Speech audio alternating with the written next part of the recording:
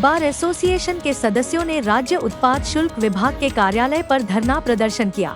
उन्होंने आरोप लगाया कि अधिकारी स्वाति झावरे ने अकोला बार एसोसिएशन के सदस्यों अकोला के आसपास ढाबों और अन्य होटलों में अवैध शराब परोसे जाने की शिकायत करने के बाद बदले की भावना से उल्टा चोर कोतवाल को डांटे कहावत को सही साबित करते हुए अकोला शहर के बारों के निरीक्षण का आदेश दिया और इस तरह डर बताकर परेशान कर रही है, जिसकी वजह से संगठन ने अकोला शहर में एक दिन बार बंद करने का फैसला लिया गया है। घटना को देखकर अकोला वाइन बार एसोसिएशन के सदस्य आक्रामक हो गए और जिला उत्पाद शुल्क विभाग के कार्यालय पर धरना शुरू कर दिया। अकोला बार एसोसिएशन ने कहा, भले ही हम सबसे अधिक उत्पाद शुल्क का भुगतान करते हैं, फिर भी हमारे साथ आरोपियों जैसा व्यवहार किया जाता है और पुलिस द्वारा हमारे बार को 10 बजे बंद कर दिया जाता है, लेकिन अन्य ढाबे और होटल पूरी रात खुले रहते हैं और उनके खिलाफ कोई कार्रवाई नहीं की जाती है। ये बातें मीडिया से बात करते हुए सदस्यों ने कही। आज जो घटना घटी वह बेहद निंदनीय है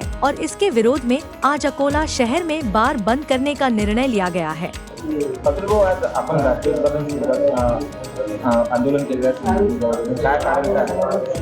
आज आम्ही सर्व अकोला जिल्हा बार असोसिएशन तर्फे मॅडमला बुटलेकिंग, अवैध विक्री, ढाब्यावर जे लोक बसतात त्यासाठी निवेदन द्यायला आलो होतो। पण हा विषय तर दूरच राहिला, पण मॅडमनी इनडायरेक्टली आमच्या बारवाल्यांना धमकी दिली किंवा याच्यानंतर त्या 2 अधिकारी त्यांना आदेश दिले की बा तुम्ही स्वतः जाऊन यांच्या प्रत्येक बारवर पहा काय होते काय नाही आणि यांच्यावर कारवाई करा। त्यामुळे आम्ही असं ठरवलं की आम्हाला तसंही आमचे व्यवसाय खूप कमी झालेले आहे, त्यावेळी आम्ही सर्व बारवाले असं ठरवलं की बा आमच्या बारच्या चाब्या तिथे एक्साईज ऑफिसला जमा करायच्या व आमचे व्यवसाय बंद करायचे। दादा, या अवैध बुटलेकिंग जे अवैध दारू व्यवसाय याच्यावर विभागाचं वचक आहे का? काहीच वचक नाही आहे आणि यांना आतापर्यंत 3 वर्षात 20 ते 25 वेळा निवेदन दिले, पण कोणत्याही ढाब्यावर कारवाई झाल्याने अवैध विक्री खूप जोरदार चालू आहे और अकोल्याच्या वाईन शॉपवरून प्रत्येक वाईन शॉपवरून रोज 5 ते 10 लाख रुपयाची बुटलेकी होते, पण याच्यावर एक्साईज अधिकारी कोणतीही कारवाई करत नाही। मागणी काय?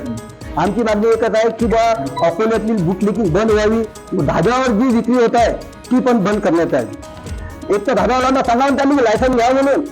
आज आम्हाला 11 वाजता बार बंद करतात आणि रात्री 2 वाजेपर्यंत ढाबे चालतात। आम्ही व्यवसाय कसा करायचा? आज पूर्ण महाराष्ट्रात सगळ्यात जास्त रेव्हेन्यू देणारं आमचं डिपार्टमेंट आहे, आमच्या माध्यमातून सगळ्यात जास्त रेव्हेन्यू दिला जातो, पण सगळ्यात जास्त त्रास आम्हाला आहे। 11 वाजता पोलीसवाला येतो बंद कर रे, म्हणजे आम्ही सगळ्यात जास्त रेव्हेन्यू देण्याचे चोर बनलेले आहोत आम्ही आमच्या बिझनेसमध्ये।